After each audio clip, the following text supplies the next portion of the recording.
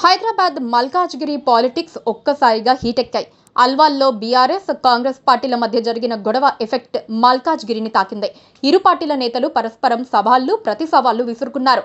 దమ్ముంటే మల్కాజ్గిరి రా అంటూ బీఆర్ఎస్ నేతలు కాంగ్రెస్ నేతలకు సవాల్ విసిరారు.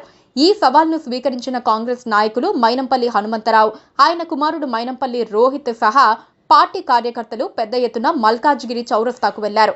దీంతో పరిస్థితులు ఒక్కసారిగా ఉద్రిక్తంగా మారాయి. వెంటనే అలర్ట్ అయిన పోలీసులు భారీ బందోబస్తు ఏర్పాటు చేశారు.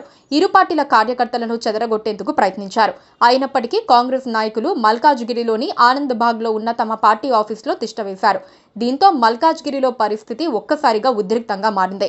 మైనంపల్లి హనుమంతరావు, రోహిత్ రావు చర్యలను ఖండిస్తూ సామాజిక కార్యకర్త రాధాకృష్ణ యాదవ్ తనకు ఏ పార్టీతోనూ సంబంధం లేదని ఎక్స్ వేదికగా మైనంపల్లిపై మండిపడ్డారు. మైనంపల్లి ఒక వెధవ, ఇంకోసారి మల్కాజ్గిరిలో ఆయనను గెలవనిచ్చేది లేదు. మల్కాజ్గిరిలో ఓ పెద్ద మనిషిగా భావించి ఎవరికి ఏ కష్టం సమస్య వచ్చినా నా దగ్గరికి వస్తారు. అలాగే మైనంపల్లికి కూడా చాలా సహాయం చేశాను. నీ స్థాయి ఏంటో నువ్వు తెలుసుకో. మా అయ్య నాకిచ్చిన ఆస్తితో ఆయన ఇంట్లో ఉంటున్నా. ఎవరిని మోసం చేయలేదు. కబ్జాలు, బ్రోకర్ దందాలు చెయ్యలే. కార్యకర్తల మధ్య గొడవైతే వాళ్ళని సంజాయించాలి. ఆ తెలివి లేదు. ప్రెస్ మీట్లు పెట్టి లొల్లి పెట్టుడు, మీద పడి రౌడీయిజం చేయడం తప్ప ఏం తెలియదు. ఏమన్నా అంటే ఒట్లు పెట్టుకుంటాడు. అన్నిసార్లు అవి పని చెయ్యవు.